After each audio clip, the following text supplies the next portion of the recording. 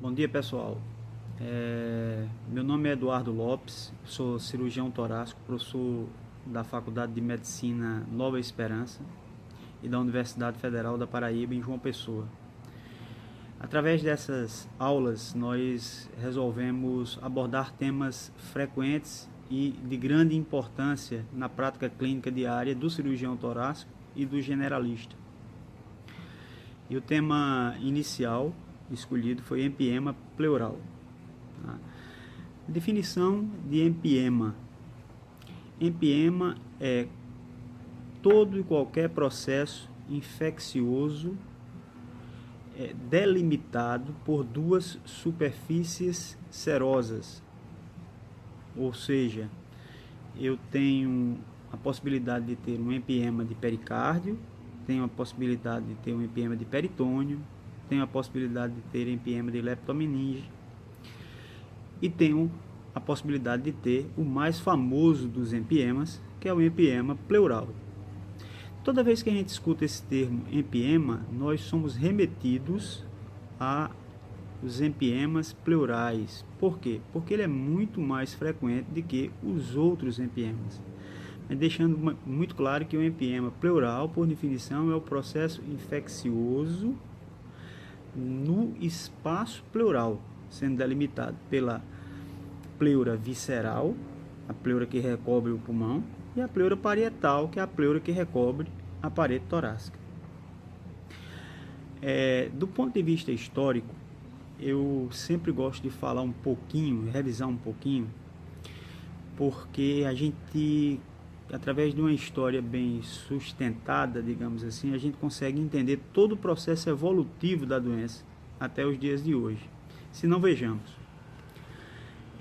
O empiema pleural, ele inicialmente foi abordado lá atrás, na Grécia Antiga, lá por Hipócrates.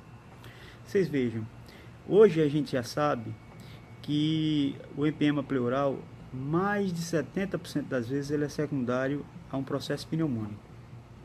Em outros, 10 a 12% das vezes, ele é secundário a um processo traumático. Então, juntemos as duas coisas. Na Grécia Antiga, nós tínhamos uma grande quantidade de pessoas nas grandes cidades, vivendo aglomeradamente, em condições de higiene não propícias, e era um povo que vivia constantemente em guerra. Então, a quantidade de ferimentos torácicos eram muito grandes. Então, a gente tinha as duas principais etiologias. E nós tínhamos o pai da medicina lá fazendo vários e vários diagnósticos, e dentre eles a gente viu que ele começou a se preocupar, porque quem tinha líquido no espaço pleural quase na totalidade das vezes morria. Era uma patologia de alta patogenicidade, de alta virulência, de alta morbi-letalidade.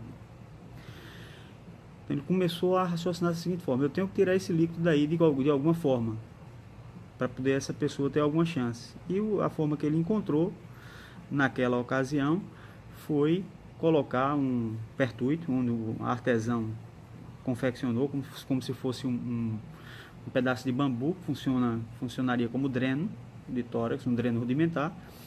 Embriagava-se o paciente e, através de um ferimento por arma branca aquecida, fazia-se o pertuito e inseria-se esse dreno rudimentar dentro do tórax da pessoa. E aí a gente tinha a possibilidade de salvamento, digamos assim, de sobrevida dessa pessoa, da ordem aí de 50 a 55%, os historiadores referem. Tá? De Hipócrates até 1842, houve um hiato na abordagem torácica sem precedentes em medicina. Por quê? Porque o tórax é uma área extremamente complexa de ser abordada. Por quê, professor? Porque o espaço pleural, ele é um espaço de pressão negativa, ou seja, o manejo dessa pressão negativa é muito difícil ao entendimento. de alguns, inclusive hoje, imagina séculos atrás.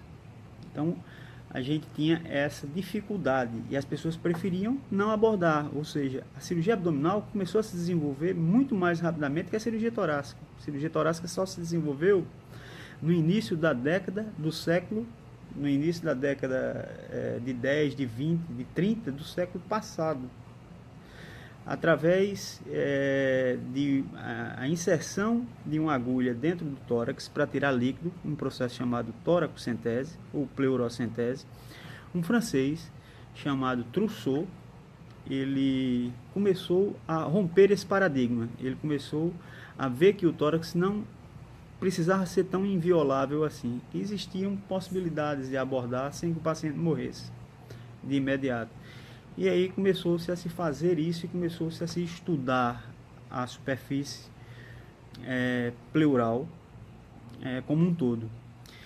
E o primeiro processo foi a toracocentese, feita em 1842, para um paciente cardiopata grave com derrame pleural maciço, onde o paciente tinha uma total alteração da dinâmica ventilatória e Trousseau foi introduzir uma agulha dentro do tórax, fazendo uma toracocentese de alívio, e o paciente teve uma sobrevida depois desse procedimento. Os irmãos Nobel, em 1870 e pouco, começaram a desenvolver o dreno de tórax e, através de estudos físicos de hidrostática, começaram a fazer o quê? A inverter o gradiente pressórico. Ou seja, através do dreno de tórax conseguia-se fazer com que o que estava no espaço pleural ele saísse para o meio externo e não só o inverso acontecesse. Então, essa dinâmica, um físico e outro médico, os irmãos Nobel, eles desenvolveram o que hoje é o dreno torácico em selo d'água, e aí começou-se a popularizar a cirurgia torácica em si. Dr. Eduardo, e o que isso tem a ver com empiema? Tem a ver que os empiemas começaram a ser drenados a partir de então. E esses drenos, eles subiram aí a mortalidade para a ordem de 50%, 60% de sobrevida desses pacientes. Tá? Mas aí veio um grande evento no início do século passado, que foi a Primeira Guerra Mundial, a Primeira Grande Guerra. E os campos de batalha fizeram com que houvessem uma quantidade enorme de pacientes com empiema pleural. E as condições inóspitas dos hospitais de campanha também fizeram com que existisse uma quantidade enorme de pacientes com pneumonia hospitalar e, consequentemente, com empiema. E aí começou-se a morrer uma quantidade tão grande de soldados norte-americanos nos hospitais, quase que compatível com a quantidade existente de óbitos nos campos de batalha. E um capitão do exército norte-americano, cirurgião torácico, começou a fazer as abordagens dos pacientes com empiema e fazer um procedimento que a gente chama de decorticação pulmonar, abrir o tórax e limpar o tórax quando os drenos torácicos não resolviam. Era o capitão Engels. Só que Dr. Engels ele teimava em desacreditar da fisiologia desenvolvida e estudada a fundo pelos irmãos Nobel. E ele operava seus pacientes e não deixava dreno de tórax. Então, boa parte dos seus pacientes, após o tórax ser limpo, a decorticação é a limpeza mecânica da cavidade torácica através da abertura do tórax a céu aberto, ele não deixava dreno, os pacientes morriam. E o problema só se perpetuou. Se perpetuou a ponto do exército norte-americano ele criar uma comissão exclusiva para tratar os empiemas. E aí é onde entra a figura de um cirurgião geral que depois veio a se tornar o pai da cirurgia torácica moderna, um cidadão chamado Graham, que foi quem fez a primeira cirurgia para câncer de pulmão, depois na década de 30. Dr. Graham, vocês têm uma ideia da importância dele, ele em questão de 3 meses, ele tirou uma morbi-letalidade que era girava em torno de 40 a 45% de óbito pacientes com empiema, no exército americano para 5 a 6%. Professor, que mágica foi essa que esse cidadão fez? Ele simplesmente entendeu a doença. Ele entendeu que o empiema se tratava de uma só patologia em fases diferentes, fases evolutivas diferentes e, consequentemente, necessitava de abordagens diferenciadas. E aí ele criou as fases do empiema, como a gente estuda até hoje, quase 100 anos depois. Próximo ano faz 100 anos que o Dr. Graham descreveu e começou a abordar esses pacientes. Vocês vejam, ele tirou de 45% em média de mortalidade para 6%, e vocês pensem que na época não existia antibiótico. Até a década de 40 não tinha antibiótico, foi só através do entendimento da patologia em si. Depois que os antibióticos surgiram, até antes da videotoracoscopia, os empiemas eles diminuíram de 6% para 3% de morbi-letalidade. E hoje em dia é dessa ordem, de 3 a 2%. Você vê o impacto que o Dr. Graham teve através do seu entendimento e através da estabilização dos dogmas, das fases evolutivas da cirurgia torácica para empiema.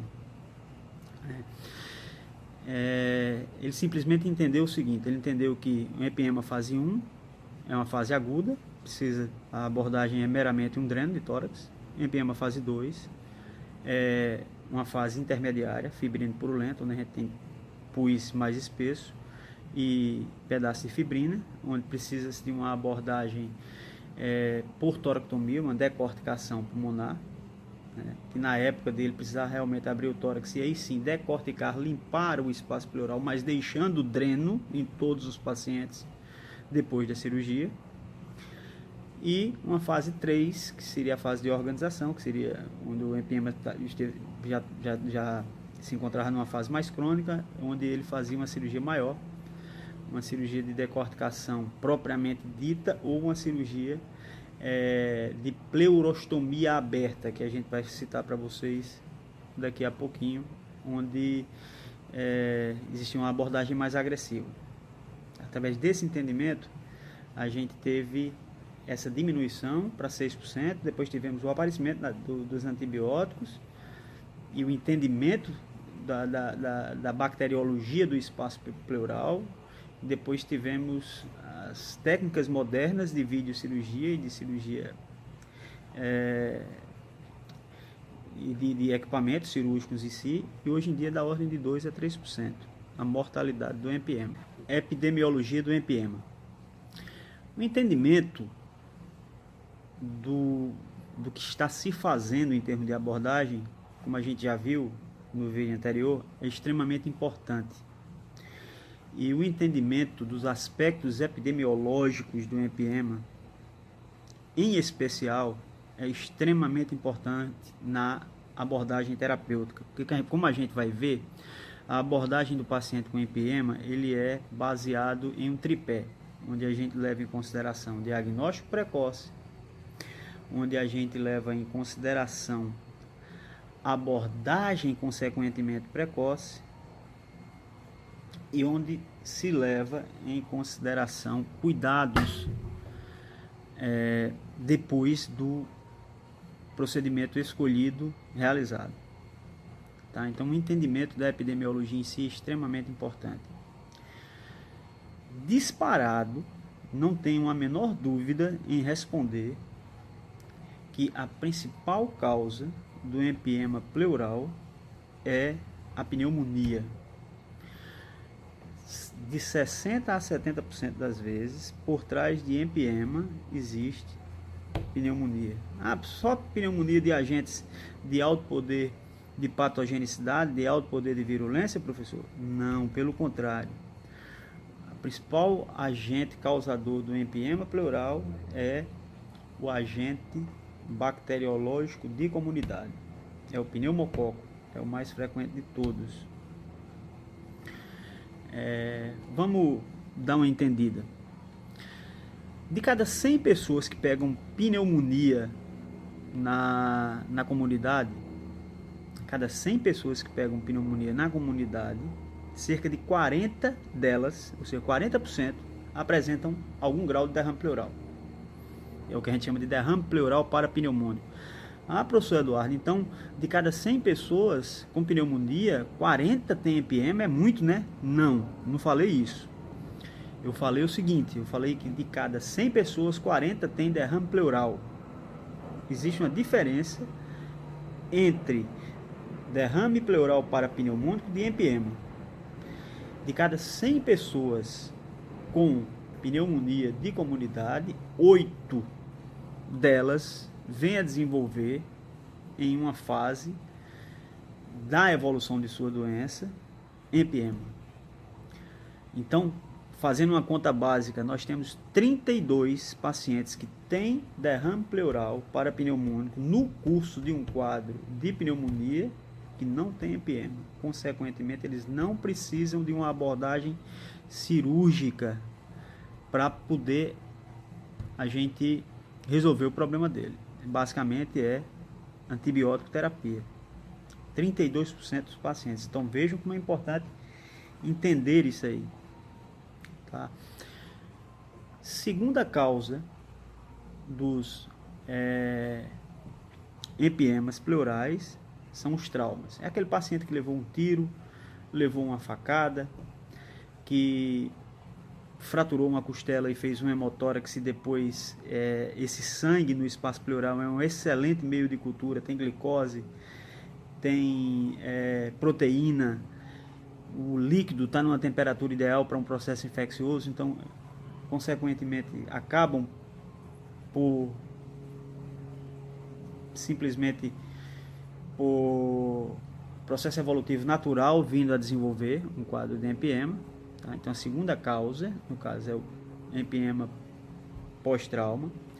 Nós temos também o empiema por contiguidade, ou seja, quando eu tenho alguma patologia em algum órgão adjacente e por contiguidade existe infecção do espaço pleural.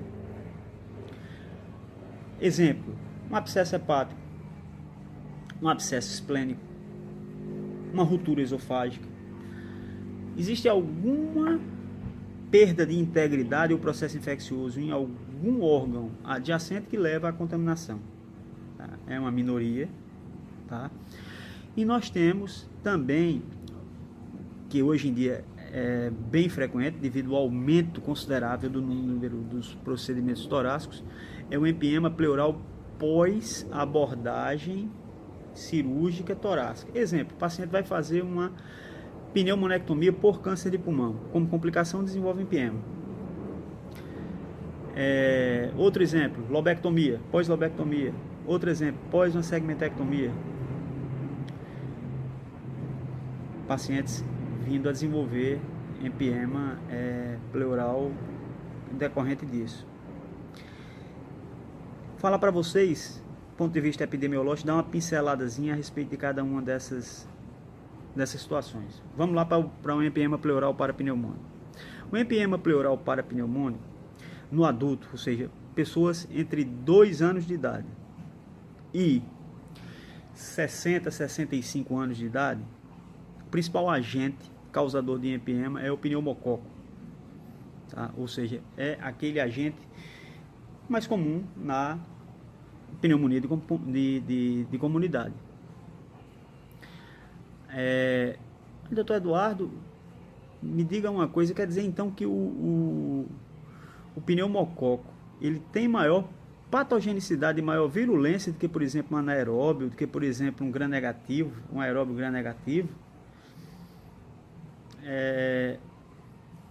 Por que é que o senhor está afirmando isso, que o mais frequente é o pneumococo? Bom, vamos levar em consideração a quantidade de pessoas que pegam ou que adquirem pneumonia no mundo. Quem é que adquiriu mais? Essas pessoas que estão em ambiente hospitalar ou pessoas que estão na comunidade? Pessoas que estão na comunidade. Consequentemente, o agente causador mais frequente dessas pneumonias é o pneumococo. Cerca de 8% dos pacientes que têm esses quadros pneumônicos vão desenvolver empiema. Vamos fazer uma pegadinha que o pessoal utiliza em concurso de residência. Do ponto de vista qualitativo, qual dos agentes etiológicos mais frequentemente causa empiema? Aí vai ter lá 5 opções para você responder. A resposta é anaeróbio. De cada 100 pessoas com pneumonia por anaeróbio, exemplo, é um paciente que desenvolveu um abscesso dentário e por aspiração esse paciente fez um abscesso pulmonar e esse abscesso pulmonar ele drenou pela pleura 80% das vezes. Ele vai drenar para a pleura, então ele tem 80% de chance dessa pneumonia por anaeróbio virar empiema. Segundo colocado, Pseudomonas. Terceiro colocado, aeróbios gram-negativos, tipo Klebsiella, tipo Escherichia coli. Germes hospitalares têm maior potencial de causar empiema do ponto de vista qualitativo, mas do ponto de vista quantitativo é o pneumococo. Professor, e em crianças de modo geral? Em crianças até 2 anos de idade a gente tem 2 fases, tá? Até 2 meses a criança ainda é colonizada pelos germes de maternidade. Então a gente vai ter aeróbio gram-negativo como principal causador, junto com o estáfilo. Mas o campeão são os aeróbios gram-negativos nessa fase, até 2 meses. Principalmente a Escherichia coli. Se eu pegar esse paciente de 2 meses até 2 anos, o grande campeão vai ser o estáfilo. O estáfilo ele é frequente em crianças entre 2 anos de idade, ou seja, de 2 meses a 2 anos de idade, e em pacientes idosos. Tá? Outro grupo de pacientes que são acometidos por aeróbios gram-negativos, de modo geral, que não estão hospitalizados, pacientes diabéticos, pacientes portadores de doença pulmonar obstrutiva crônica. É outro grupo de pessoas que têm vulnerabilidade à pneumonia por agentes pouco usuais, digamos assim, em comunidade. Tá? Então, do ponto de vista etiológico, para a pneumonia é isso. Professor, e para trauma? Para trauma, se o trauma aconteceu na comunidade, o que é que vai acontecer? Na maioria das vezes, o paciente sofreu um processo de trauma, um tiro, uma facada, esse paciente foi levado para um ambiente hospitalar, chegou no ambiente hospitalar, esse paciente foi tratado para a patologia de base dele, que é o tiro, a facada, e foi internado. Uma vez internado, o processo a qual ele vai ser submetido, a flora a qual ele vai ser submetido para desenvolver o empiema dele é uma flora hospitalar. Consequentemente, vai depender diretamente do tipo de bactéria que existe naquele ambiente hospitalar. Mas existe uma tendência que ele tenha germes como estáfilo, germes como Escherichia, como Klebsiella, como anaeróbios. Pacientes em ambiente de UTI que adquirem pneumonia correlacionados com respirador, disparado a pseudomonas, tá correlacionado com esse tipo de acometimento de infecção pleural, tá certo? Então a gente vai ter que ir raciocinando. Vamos fazer outro exercício de raciocínio. Bom, eu tenho um paciente que tem câncer de pulmão e eu fui fazer uma lobectomia desse paciente. E no pós-operatório esse paciente desenvolveu uma infecção pleural. Esse paciente ele vai ter tendência a ter germe de comunidade ou ele vai ter tendência a ter germe hospitalar? Hospitalar. Ele está internado. Então, Escherichia, Klebsiella, anaeróbio, tá certo? Um adendozinho com relação aos procedimentos cirúrgicos em si. Quanto maior a cirurgia, mais chance de eu ter complicação pleural. Quanto maior a cirurgia de ressecção. Dizia um professor nosso chamado Dr. Najib Khoury, lá da USP, que ele dizia assim: a defesa do espaço pleural é a expansão pulmonar. Ou seja, quanto menor o tamanho do espaço pleural, menor a chance da gente ter infecção do mesmo. Ou seja, quanto menor o espaço pleural, maior a fisiologia normal que esse espaço tem. Então, se eu tenho uma pneumonectomia, é óbvio que eu não tenho nem pulmão para expandir, eu tenho um oco lá, eu tenho um vazio. Tá? Então, a chance de se ter um processo empiematose é maior do que, por exemplo, uma lobectomia, que por sua vez é maior do que, por exemplo, uma segmentectomia, que por sua vez é maior do que uma nodulectomia. Então, atentar com relação a isso. Procedimentos maiores têm maior chance de desenvolver as complicações pleurais, tá certo? E estar atento na abordagem, porque o agente etiológico tem que ser levado em consideração. Muitas vezes a gente não pode ficar esperando pela cultura para poder ficar abordando. A gente tem que raciocinar em cima da epidemiologia. A partir de agora começa a ficar interessante a coisa. Por quê? Porque o médico ele vai começar a intervir diretamente na evolução natural da doença.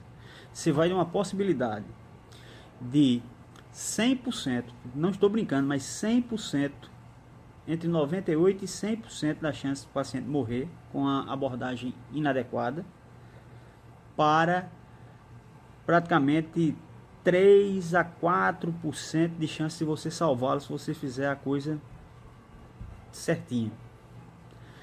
Tá? E a gente vai ver aqui que não é difícil a gente fazer essa abordagem certa. Não é preciso estar no hospital de altíssima tecnologia, não é preciso ter tantos recursos para todos os pacientes. É óbvio que alguns precisam realmente, mas boa parte deles você consegue fazer a mudança da história natural da coisa, principalmente com diagnóstico precoce e uma condição adequada. Tá? A abordagem desse paciente passa por três grandes processos que estão ligados entre si. Primeiro, abrir os ouvidos, abrir a mente para o que o paciente está dizendo, fazer um exame físico adequado, tá? E passando disso, a gente já tem um índice de suspeição enorme, porque as patologias pleurais, dentre as patologias de medicina, na minha opinião, é talvez o grupo de patologias de maior fácil suspeição clínica, tá?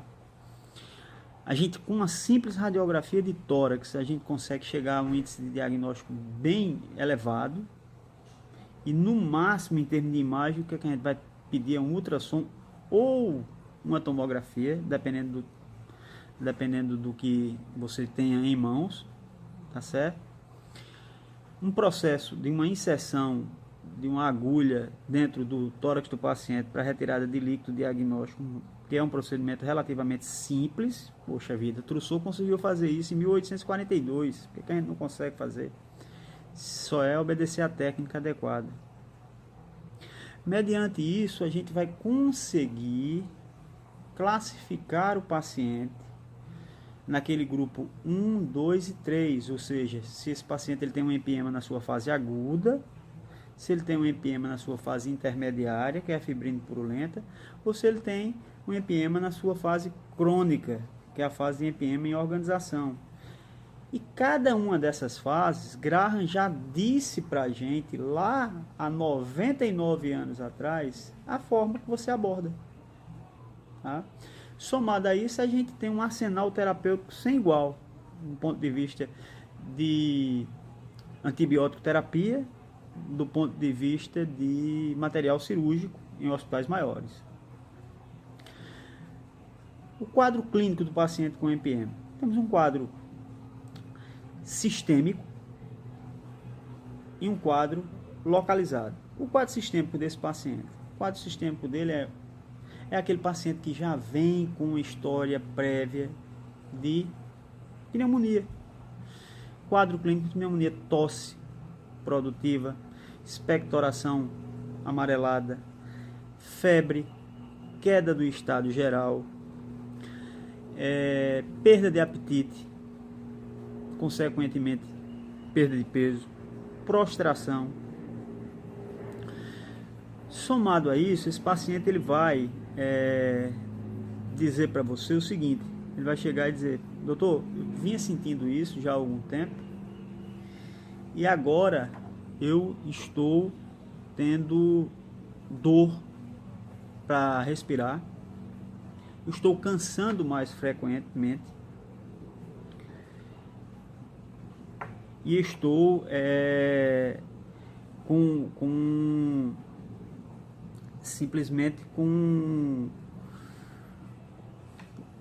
tosse seca. Agora, né? Ele passou por uma fase de tosse produtiva, agora ele tem tosse seca, ele tem dor torácica localizada e ele tem dispneia. Essa tríade nós chamamos de tríade da doença pleural. Para todas as doenças pleurais,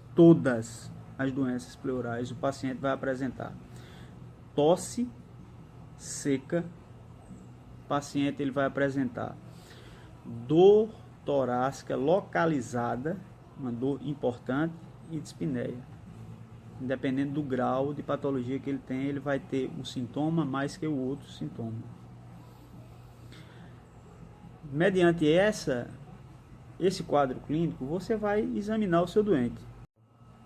Se não, vejamos, se o paciente tem um grande derrame pleural, não é um pequeno, um grande derrame pleural, nós vamos já ver na inspeção que esse paciente ele apresenta um tórax que expande normalmente e outro tórax que não expande normalmente, ou seja, uma assimetria torácica na inspiração, já é indicativo de alguma patologia pleural. Somado a isso, a gente vai ter um frêmito tóraco-vocal num paciente com grandes derrames pleurais ou intermediários derrames pleurais, um frêmito tóraco-vocal abolido ou diminuído do lado do derrame. Na palpação é isso. Na percussão nós vamos ter um som maciço ou submaciço no local do derrame. Na ausculta a gente vai ter uma diminuição ou uma ausência. Então a gente tem diminuição da expansibilidade torácica já na inspeção. Na palpação nós vamos ter diminuição ou ausência do frêmito tóraco-vocal. Na manobra de expansibilidade da palpação, diminuição ou ausência também de expansibilidade. Percussão, maciçez ou submaciçez. Ausculta, diminuição ou ausência de ausculta naquele determinado lugar. Ah, doutor, o senhor disse que para todas as patologias pleurais, mas e o pneumotórax? Pneumotórax é tudo isso. Pneumotórax vai ter dispneia, pneumotórax vai ter dor torácica quando o paciente respira, pneumotórax vai ter tosse seca também. É igual, doutor? Não, é quase igual. No pneumotórax tem uma diferença, onde o pessoal utiliza como pegadinha. A única diferença é a do exame físico. Na hora de percutir esse paciente, ele vai ter timpanismo ou hipertimpanismo, dependendo do tamanho do pneumotórax, e não maciçez ou submaciçez. O resto tudo é igual. Então, mediante esse achado clínico de anamnese e o achado de exame físico, nós vamos pedir inicialmente uma radiografia de tórax para esse paciente. A radiografia de tórax é o exame triador, um exame importante para esse paciente. É um exame que tem em todo lugar. Então, Eduardo, então teve derrame pleural, eu consigo ver na radiografia de tórax? Não. O limite para que a gente consiga ver na radiografia de tórax convencional, de PA, na incidência póstero anterior, é acima de 420 ml. Tá? Então, acima de 420 ml a gente consegue visualizar o apagamento do seio costofrênico. Ah, então quer dizer o seguinte, então quer dizer que eu só consigo ver na radiografia um derrame intermediário. Não, eu consigo ver derrames bem pequenos na radiografia. Eu consigo ver, por exemplo, um derrame de 150 ml na radiografia de tórax em perfil. Então por isso que o pessoal da radiologia sempre aconselha que a gente peça o par, PA e perfil. Esse é um dos motivos. Esse é um dos motivos, sim. E muitas vezes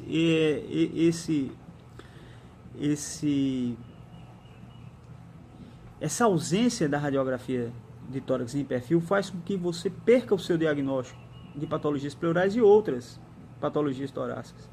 Vocês sabiam que quando a gente abre mão do perfil, a gente abre mão de 25 a 30% da acurácia diagnóstica da gente numa radiografia de tórax. Então, não é que eu vou pedir o PA.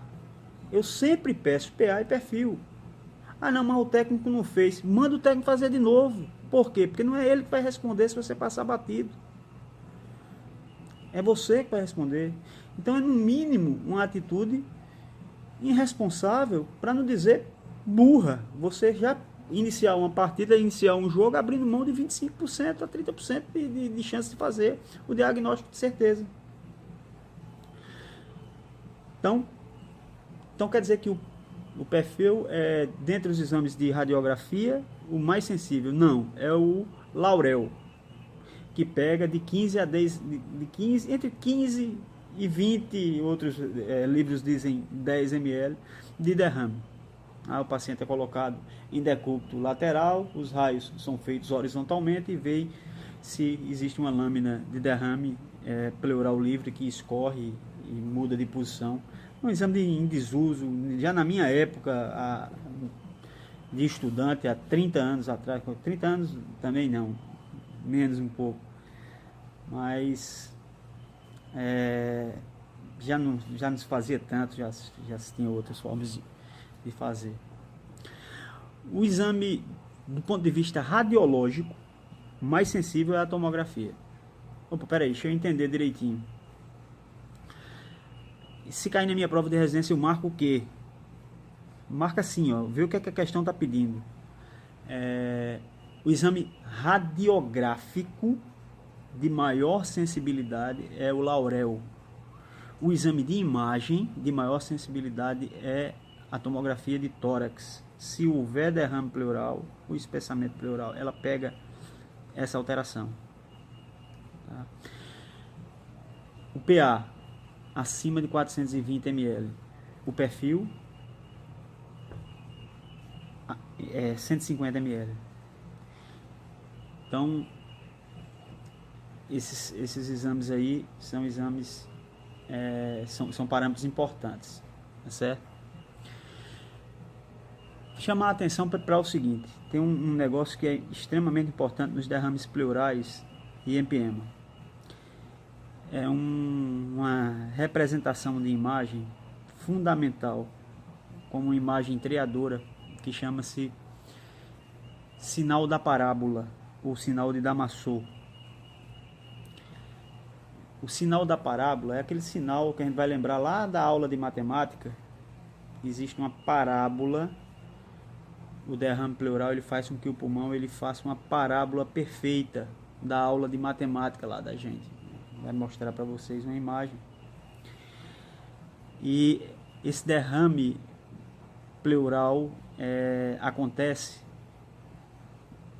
simplesmente por quê? Porque o derrame está completamente livre, não tem aderência entre a pleura parietal e a pleura visceral. Não tem coágulo ainda, não tem fibrina. Então, em 99% das vezes que aparece o derrame pleural livre, em 99% não, em 100% das vezes, 100% das vezes que aparece o derrame pleural livre, é indicativo de que o paciente tenha o sinal da parábola presente. Ou seja, o sinal da parábola presente indica 100% das vezes derrame pleural livre. Então, Eduardo, existe a possibilidade, por exemplo, de a gente ter um derrame pleural livre e não ter o sinal da parábola? Existe.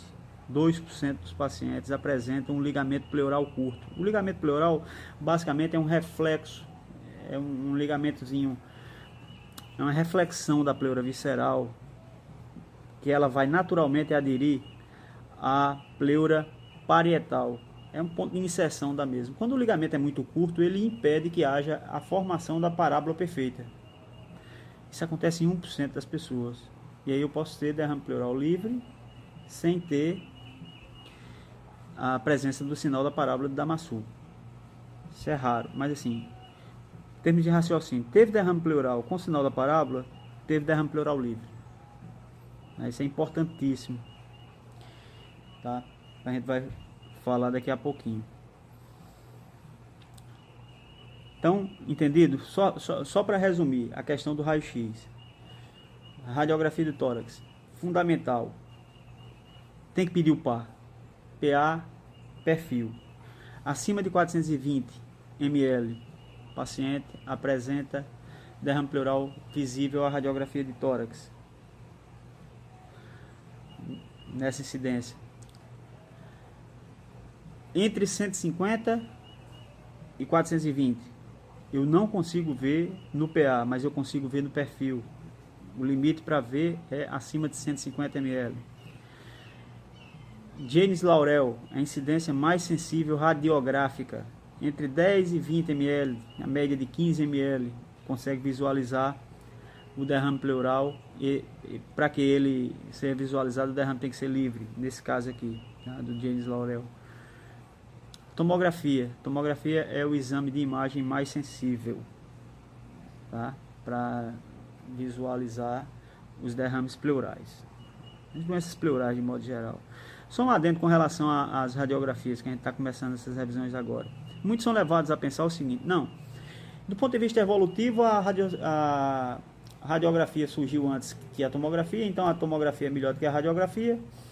Do ponto de vista evolutivo, a ressonância nuclear magnética ela surgiu depois da tomografia, então ela é melhor do que a tomografia, e assim sucessivamente, o PET, scan e assim vai. Não, na realidade, para tórax é o seguinte: o exame padrão ouro, o exame gold standard para tudo em cirurgia de tórax e pneumologia é a tomografia de tórax, por causa da interposição aérea, aquela coisa toda. Melhor do que a ressonância. A ressonância ela tem sua utilidade superior em caso de suspeita de invasão de grandes vasos, suspeita de invasão de parede torácica.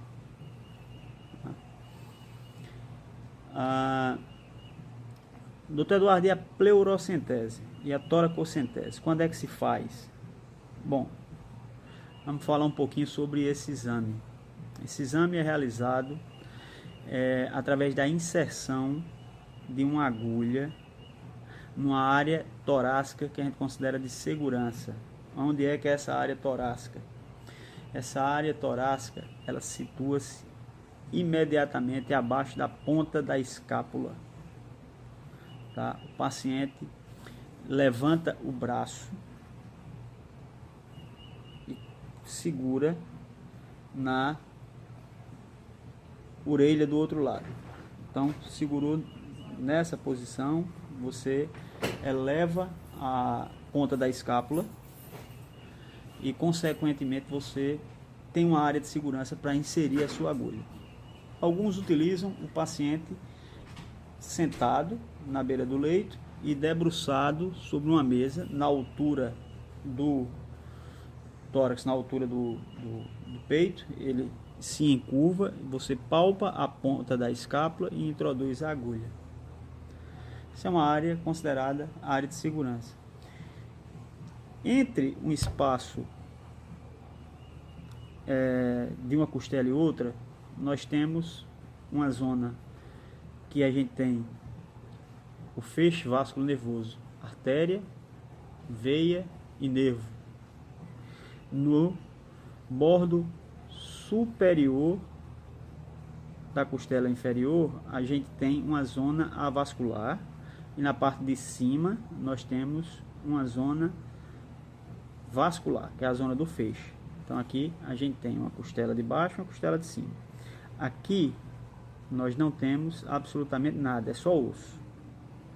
Aqui nós vamos ter simplesmente nervo, artéria e veia.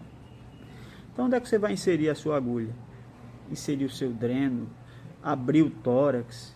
Em cima de onde? Em cima de onde tem vaso e nervo, ou em cima de onde você tem só osso? Óbvio, você vai inserir aqui. Então você vai palpar a costela de baixo e colocar a sua agulha no bordo superior da costela inferior, a zona vascular, a zona de segurança, e entra com ela aspirando, tá?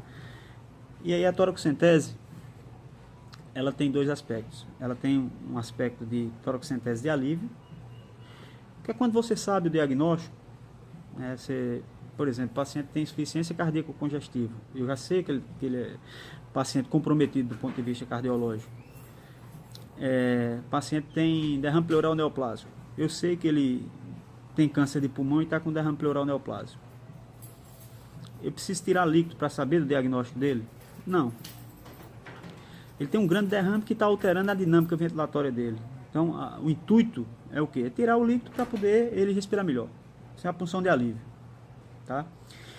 Existe a punção diagnóstica, que é quando a gente tira esse líquido para saber o que é que o paciente tem, fazer a análise desse líquido, assim como a gente tira sangue para poder fazer aferição de vários e vários parâmetros para saber qual é a causa de determinada doença.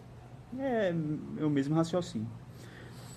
E você faz isso e manda aí uma média tira pelo menos 60 ml. Corre o risco de você tirar muito pouco e chegar a análise lá dizendo material insuficiente. Então é melhor você tirar pelo menos 3 seringas daquela de 20 ml e manda para análise. E existe aquele paciente que eu não sei o diagnóstico, ele está com um baita de um derrame e eu preciso tirar o líquido no intuito de melhorar a dinâmica ventilatória e também tirar o líquido no intuito de fazer o diagnóstico. Então a punção mista, né? A punção de alívio mais a punção diagnóstica, tá certo? Então a toracocentese, uma vez realizada para diagnóstico, sempre tem que ser pedido os seguintes parâmetros. Pessoal, você pode pedir os exames que você quiser e bem entender. Do jeito que você pode pedir qualquer coisa no sangue, você pode pedir qualquer coisa no líquido pleural. Mas existe um básico. Você tem que pedir. Isso é o mínimo que você tem que pedir para esses pacientes. Tá certo? É o beabá. Então, vamos lá. Primeiro, pH, DHL, proteínas, glicose, celularidade. Esses 5 você tem que pedir, sempre. Fora isso, os parâmetros bioquímicos, é obrigatório que você peça cultura.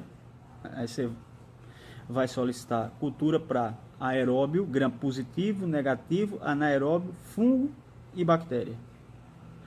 E você vai pedir também citologia oncótica, que aí já é a parte oncológica. Ou seja, você vai ter 60 ml aí, que é uma quantidade boa de líquido, separar uma parte para bioquímica, separar uma parte para microbiologia e separar uma parte para citologia oncótica. Vai pedir. Você vai escolher Papa Nicolau de líquido pleural ou citologia oncótica.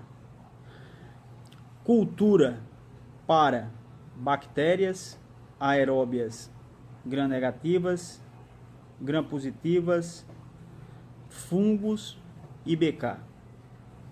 Obrigatório. 2 pedidos diferentes. Certo? Terceiro pedido. Você vai pedir pH, DHL, proteínas, celularidade, glicemia e glicose do líquido.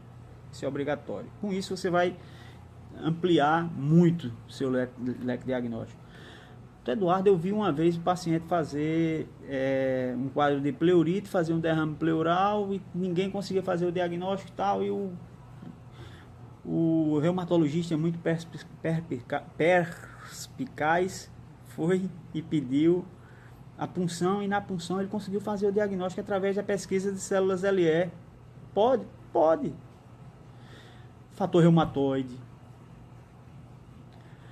pode ADA, pode um monte de coisa, PCR, mas peçam pelo menos isso, tá? Pelo menos isso, o básico vocês têm que pedir. E a importância desses fatores, vamos lá para a importância desses fatores. Primeira condição para você indicar um derrame pleural, em derrame pleural, você indicar a toracocentese diagnóstica, eu estou falando agora. Primeiro, que o líquido seja puncionável. Quando é que o líquido é puncionável, professor? O líquido é puncionável quando ele é visto na radiografia de tórax em PA. Se ele é visto na radiografia de tórax.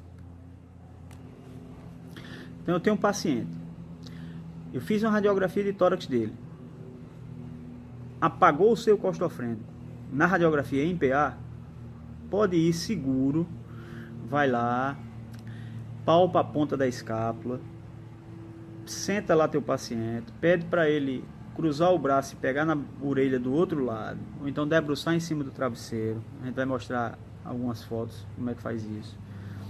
Palpa o bordo superior da costela inferior, insere tua agulha com um gel 14 ou 16, tira esse líquido, manda para análise com a maior tranquilidade do mundo, porque você vai estar funcionando numa área de segurança e vai tirar esse líquido. Então, Eduardo, e se eu consigo ver no PA, eu não consigo ver no PA, mas eu consigo ver no perfil o derrame, é puncionável? Sim, ele é puncionável, mas o ideal é que você, para não perfurar o pulmão e não fazer de um probleminha um problema maior, você solicite que o ultrassonografista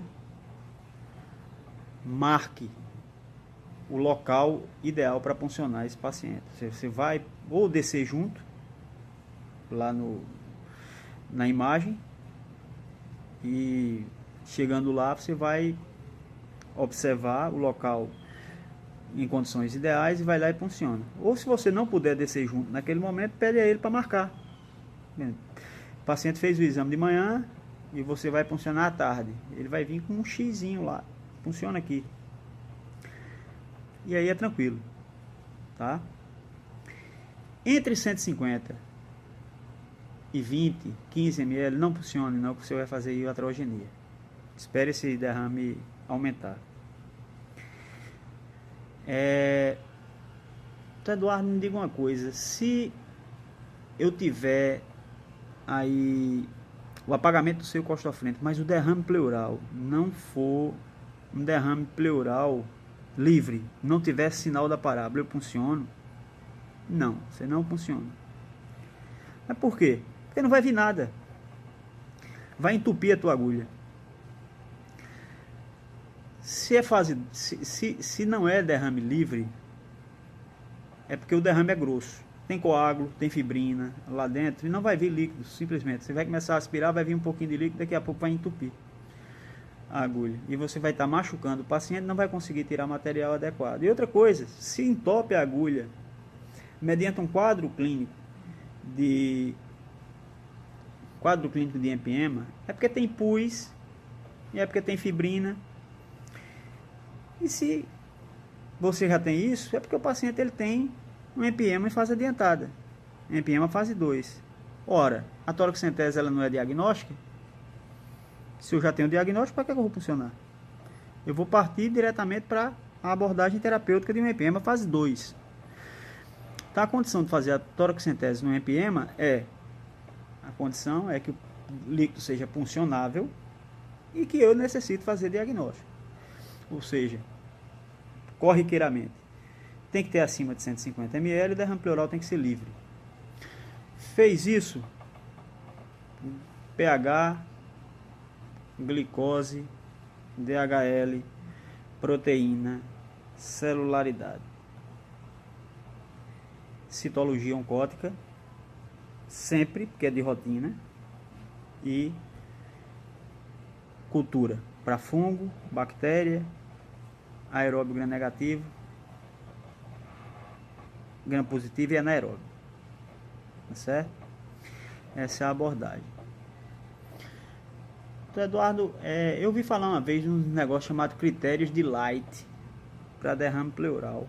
E uma vez eu ouvi falar que é baseado em DHL e em proteína. E a relação é assim, a proteína do líquido do derrame dividido pela proteína do sangue, ela tem que dar uma cifra de 0,5, 0,6 para DHL e assim.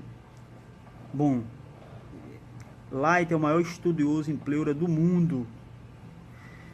E existem critérios de Light para N coisas. Esse critério da fração do DHL e da proteína, do 0,5 e do 0,6, é para saber se é um exudato ou se é um transudato. Existem critérios de Light, veja, desde 1982.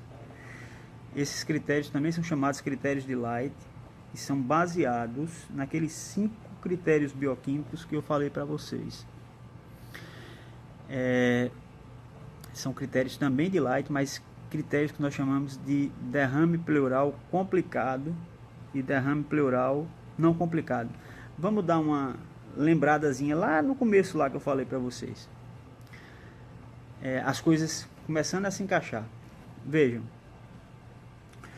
quantos por cento dos pacientes com pneumonia não tem empiema? 100 pacientes com pneumonia comunitária, 40 têm derrame pleural. 8% desses pacientes têm empiema. 32% têm derrame pleural parapneumônico sem empiema. Certo? Consequentemente, se eu tratar com empiema, eu vou fazer no mínimo a drenagem, que é o menor procedimento cirúrgico realizado para abordagem do empiema, em todo mundo, todos os 40. Tá? Então, a gente faz o que nesses pacientes em si? A gente simplesmente leva em consideração esses critérios. E se 2 desses critérios estiverem presentes, daí a importância de pedir os 5. Se 2 desses critérios estiverem presentes, a gente considera derrame pleural complicado. Por quê? Porque se ele não é empiema, no momento ele vai se tornar. 100% das vezes ele vai se tornar empiema. Então eu tenho que tratar como sendo empiema. Que critérios são esses, professor? DHL acima de 1000. Proteínas, alguns autores consideram acima de 500, outros consideram acima de 1000, mas o Light original, inicial, é de 500. Proteínas acima de 500. Glicose abaixo de 40 mg/cento. pH entre 7,31 e 7,35, nesse intervalo. E celularidade, a gente tem o que? Tem neutrofilia acústica, a gente tem neutrofilia desse líquido, ou seja, tem uma leucocitose às custas de neutrófilos. Se 2 desses critérios estiverem presentes, esse paciente ele tem um derrame pleural complicado e ele precisa ser abordado como sendo empiema. Tá certo? Então, daí a importância daquele paciente. Eu peguei um paciente com quadro clínico de pneumonia, fiz um raio-x, o paciente tem um derrame pleural livre, tenho que puncionar esse paciente. Eu vou drenar todo mundo? Corre o risco ou seja, corre a chance de 4-1 de eu drenar esse paciente sem necessidade. Então, eu tenho que puncionar primeiro e analisar esses 5 critérios.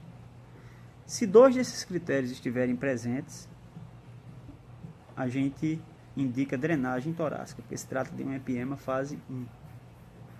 Tá? E se um desses critérios apenas estiver presente, ou se nenhum desses critérios estiverem presentes, a abordagem é só com antibiótico. E o paciente vai melhorar. Então, importante isso aí. Outra coisa que a gente sempre fala bastante, que tem que ter cuidado na hora de fazer o diagnóstico desses pacientes e acompanhar, porque esses pacientes eles precisam ser seguidos ambulatorialmente. Por exemplo, funcionou, não preencheu critério para empiema, você entrou com antibiótico, mas você tem que seguir esse paciente no seu ambulatório. Seguir e ver se esse derrame está aumentando, se esse derrame está se estabelecendo, se esse derrame ele está regredindo, para poder se trocar ou não esse remédio, caso seja necessário. Tá? Só a critério de questão de prova de residência, inclusive caiu na minha questão, na minha prova de título. Eles perguntaram o seguinte: dentre todos os critérios abaixo citados, existe um deles que isoladamente pode levar à constatação de um empiema, que a gente falou em 2 critérios pelo menos para classificar como derrame pleural complicado. Um critério desses que ele sozinho indica empiema, porque ou ele já é empiema ou ele vai ser em poucos dias, questão de 1 dia, 2 dias, é a questão do pH, tá? pH abaixo de 7, indicativo de empiema, drenagem torácica de cara. Nenhum outro sozinho tem esse poder, tá? Então só para a gente lembrar disso aí. Pode ser que cobrem isso aí de vocês em exames e tal. Então vamos tentar fixar esse conteúdo aí. Vamos exemplificar, fazer exemplos. Tentar mimetizar aí situações reais. Chegou no teu consultório um paciente que ele diz assim: doutor, eu há aproximadamente 10 dias eu venho tossindo e tenho depois do aparecimento dessa tosse, eu comecei a ter tosse cheia de catarro, com expectoração verde com amarelo, e fui num clínico, ele bateu um raio-x, deu um diagnóstico de pneumonia e passou um antibiótico para mim, e eu dei uma melhorada desse antibiótico, a tosse diminuiu e a febre também diminuiu, mas agora eu sinto que eu estou mais prostrado, assim, mais cansado, e agora estou tendo dor para respirar, mas é exatamente num ponto específico, lá na parte de baixo do tórax, lá nas costas. Quando eu encho o peito de ar, eu sinto dor. Estou cansando com mais frequência, tá tentando caminhar todos os dias de manhã e 2 km, como eu caminho normalmente, só consigo caminhar 500 metros, tenho que voltar para casa porque estou cansando. E estou tendo tosse seca, ao invés de ser produtiva, aquela tosse cheia, agora a minha tosse é seca. Bom, coloco aquele paciente lá na maca, vou examinar esse paciente. Chegando na parte do aparelho respiratório, detectei o que? Detectei que esse paciente ele apresenta um tórax expandindo completamente normal e o outro não sai do lugar. Vou palpar esse paciente, faço uma manobra de expansibilidade. O lado esquerdo desse paciente expande normal, do outro lado não sai do lugar. Realizo manobra de frente do tórax vocal nesse paciente. Do lado esquerdo, frente do tórax vocal completamente normal. Do lado direito, praticamente ausente. Percuto, totalmente maciço, principalmente os 2 terços inferiores. Ausculto, só tem ausculta murmúrio vesicular sem ruídos adventícios, só no ápice. O resto, inexistente. O paciente tem derrame pleural, né? Derrame pleural grande. Faça uma radiografia de tórax, é o próximo exame desse paciente. Fiz a radiografia de tórax, constato que esse paciente ele tem um grande derrame pleural com o sinal da parábola de Damasceno presente. Ou seja, ele tem um grande derrame pleural livre. E está cansando com mais facilidade. Então isso é de manhã, eu agendo um procedimento desse paciente no dia seguinte. Ambulatorialmente, sem precisar interná-lo. Faço a toracocentese ou não desse paciente. Eu faço diretamente a tomografia. Por que não, doutor Eduardo, fazer a tomografia de cara? Qual a informação a mais que a tomografia vai me dar? Eu sei que esse paciente tem um grande derrame pleural. A tomografia vai me dizer algo diferente? Não. Eu sei que esse derrame pleural é um derrame pleural livre. A tomografia vai me dizer algo diferente? Não. Em medicina, do mais simples para o mais complicado. Do menos invasivo para o mais invasivo. Do mais caro para o mais barato. A gente ainda vive em um país de terceiro mundo. Raio-X resolve, para que eu vou adiantar? Toracocentese. Toracocentese, fiz citologia oncótica, como sempre peço, de praxe. Vai demorar um monte de tempo para sair. Também não vai me ajudar no momento. Cultura. Vai levar também um tempão para sair. Mas eu sempre peço. Até para se ter um critério bem fidedigno de um derrame pleural virgem, não mexido antes. Então, aquele líquido ele é virgem de abordagem, né? Então está lá guardado, está lá.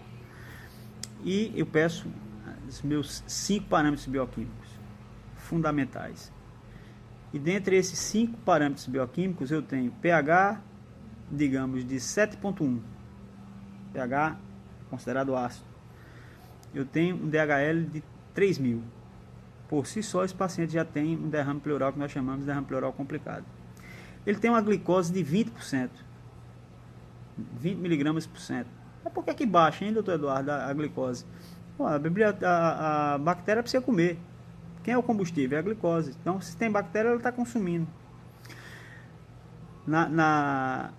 No derrame pleural neoplásico também. No derrame pleural neoplásico também. A glicose baixa. Por quê? Porque ela está havendo um processo de multiplicação. Consequentemente, se a célula está multiplicando, tem energia. A energia dela é a glicose. Então, 3 critérios. O paciente ele tem proteína acima de 500. Proteína alta. Processo inflamatório. Mais um critério. E o paciente indica, quando a gente está com processo infeccioso no sangue, o que é que a gente tem? Leucocitose e esse processo é bacteriano usual, a gente tem o que? Leucocitose com neutrofilia. É mesmo com a pleura. Leucocitose com aumento dos neutrófilos pleurais. Então, aumentou tudo. O paciente tem um derrame pleural livre. Se ele tem um derrame pleural livre, ele se enquadra num empema fase 1. O que é que eu vou fazer com ele? O menos invasivo dos procedimentos.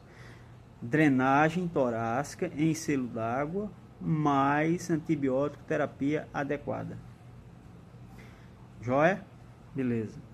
Então, Eduardo, esse paciente ele foi puncionado. Nenhum desses critérios veio positivo. Glicose acima de 50, proteína bem baixinha, DHL bem baixinho, pH básico, neutrófilos normais, leucócitos normais. Eu tenho um derrame pleural parapneumônico não complicado nesse caso. O que é que eu vou fazer, professor? Você já funcionou esse paciente? Não está funcionado? Se o derrame é grande, você esvazia esse derrame e dá só antibiótico para ele. Não vai drenar o tórax dele sem necessidade. Só antibioterapia e segmento ambulatorial. Joia? Abordagem tranquila. Segunda situação. Mesmo paciente, mesmo achado clínico, só que o paciente ele tem, na radiografia de tórax, um derrame pleural que ele tem simplesmente a ausência de derrame pleural livre. Por quê? Porque não tem sinal da parábola de Damascus. Eu punciono esse paciente, professor? Não, meu filho, não vai funcionar. O que é que você quer para funcionar? Quer o líquido? Sim, quero o líquido. O líquido não vai sair completamente. Por quê? Porque vai entupir tua agulha. Vai entupir com coágulo, entupir com fibrina. Não vai. Você vai só machucar o paciente. Ah, mas isso é só uma agulha. Não. Não é só uma agulhazinho, não. A pleura parietal é a estrutura com o maior número de nociceptores para dor que existe. Para você ter uma ideia, o tumor de maior poder álgico, a doença de maior poder álgico, a doença clínica de maior poder álgico que o ser humano pode ter, um mesotelioma de pleura. Refratário nas fases mais adiantadas até o uso da morfina. Então qualquer invasãozinha da pleura parietal dói bastante. Então se você puder não fazer, melhor não. O que é que ele vai adiantar? Primeiro, o líquido não vai sair. Segundo, tu vais olhar o que com esse líquido? Digamos que se ele saísse. Se ele está grosso e tem fibrina, e tem pus, é sinal que tem bactéria. Não é preciso ser muito inteligente para saber que trata-se de um quadro infeccioso adiantado. A drenagem vai resolver? Não, não vai resolver. Por quê? Porque vai entupir teu dreno também. Vai sair aí 30% do líquido contaminado e o resto de coágulo, fibrina, sujeira vai ficar lá dentro. Então o que é que tu tens que fazer? Tens que fazer hoje um procedimento chamado VATS. É a decorticação pleural, nesse caso aqui, por VATS. O que é VATS, professor? VATS é basicamente frescura, é basicamente a videotoracoscopia, thoracic surgery, vídeo assistida. Antes, Graham fazia com mini toractomia e limpava, ao invés de abrir o tórax completamente e tal, e demorar mais. Então, hoje em dia a gente faz por vídeo. Fase 2, a gente faz por vídeo. Tá certo? Limpa e lava, tira os coágulos e coloca os drenos sob visão direta. Por vídeo você diminui o tempo de internação, você diminui a dor no pós-operatório, consequentemente você diminui o quadro de complicação. Então, na fase 2, o procedimento ideal é vídeo. Então quer dizer que para chegar à conclusão que foi fase 2, professor, eu precisei fazer tomo. Sim, aí sim, é obrigatória a tomografia. Por quê? Porque, veja, eu fiz a tomografia, eu tenho 99% de chance de ter esse paciente com empiema fase 2. Eu não tenho 100%. Porque, se vocês lembrarem do que eu falei lá atrás, 1% dos pacientes, eles vão ter derrame pleural livre, mas tem o ligamento pulmonar curto. E aí ele não faz sinal da parábola. E aí nesses pacientes eu posso dar um passo atrás. Ao invés de abrir, eu posso só drenar. Por quê? Porque eles têm derrame pleural livre e eles apenas não fizeram o sinal da parábola, porque eles fisicamente, anatomicamente, eles não poderiam fazer. E aí a tomografia, ela vê o derrame pleural livre e aí eu dou um passo atrás. Eu só dreno o tórax ao invés de operar. 99% das vezes eu vou precisar fazer cirurgia por vídeo. Tá? Então, cirurgia do empiema fase 1, drenagem torácica mais antibiótico. Fase 2, vídeo, cirurgia, que antigamente a gente fazia pleuroscopia, né? E basicamente a pleuroscopia é uma mini toractomia onde você, ao invés de ver num baita do monitor de televisão, LCD e tal, aquela coisa toda, você antes colocava o olho no equipamento e ia desfazendo as lojas e ia limpando sem ter a comodidade do vídeo. Mas um procedimento por ótica, assim como era desde 1910, quando Jacobeus inventou a videopleuroscopia lá atrás. Tá? Mas assim, caindo em prova de residência, fase 2, Empiema fase 2, vídeo cirurgia. Fase 3 é a decorticação pulmonar a céu aberto. Então, se eu fiz a tomografia, aí na tomografia eu tenho derrame pleural com empiema. O derrame pleural não é livre, mas aí existem alguns indicadores tomográficos que indicam que o derrame está em organização plena, ou seja, aquela pleura ela é extremamente espessada, um grau de fibrina muito alto, uma quantidade de fibrina muito alta, encarcerando o pulmão, ou seja, criando uma carapaça em cima do pulmão, impedindo que ele expanda completamente. Ora, lá no começo eu falei para vocês qual a função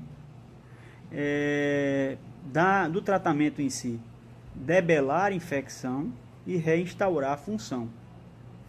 Então eu tenho que limpar toda a infecção que existe e fazer com que esse pulmão ele volte à fisiologia dele normal, expanda novamente. E eu não consigo fazer isso por vídeo simplesmente. Alguns conseguem, alguns colegas conseguem de forma muito paciente, eles vão soltando,